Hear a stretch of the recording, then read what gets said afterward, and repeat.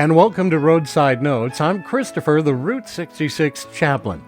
Now, these are readings from the Faith and Good Courage Journal found at faithandgoodcourage.com.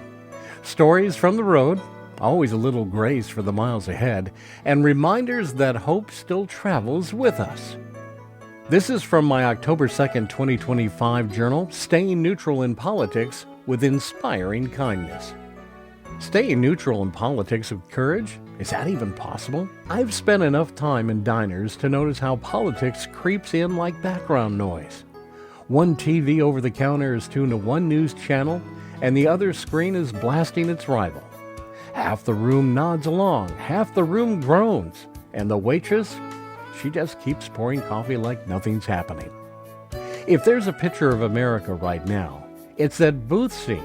People divided, everyone sure of their angle, and not much kindness making it to that table. For a long time, I thought my job was to prove my side was right, to speak louder, to show more facts, to argue my way into winning. But here's the hard truth. Nobody gets healed when the volume goes up. And I don't want my life to become one more voice adding to that static. Staying neutral in politics doesn't mean I don't care. It means I've chosen to let kindness be the loudest word I leave behind. When today's headlines are filled with anger, it's easy to feel like neutrality is weakness. Some people hear neutral and think it means silent, blind, or unwilling to stand up for what matters.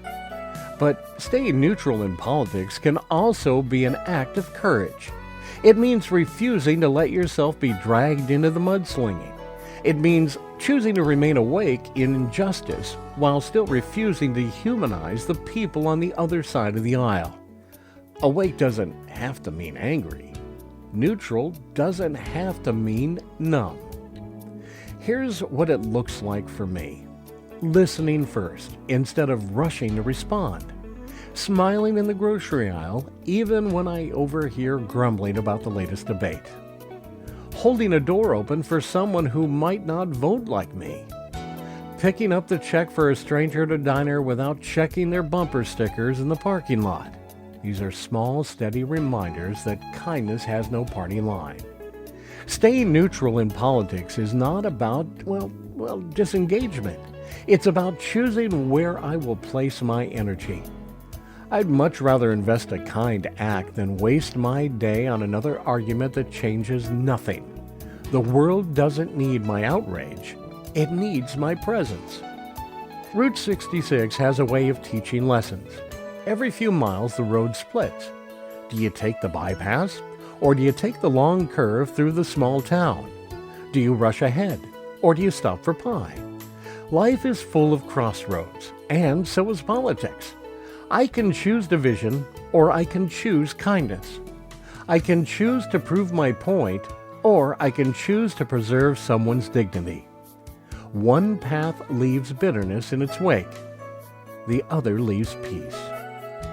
In reflection, neutral doesn't mean blind. Awake doesn't mean bitter. And kind doesn't mean weak. Staying neutral in politics is about showing up with presence, with dignity, with the willingness to listen when everyone else is shouting.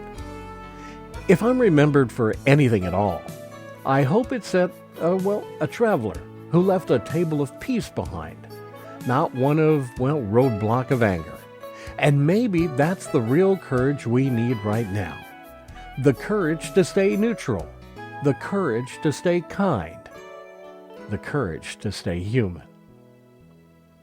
Travel well, my friends. Have faith and good courage.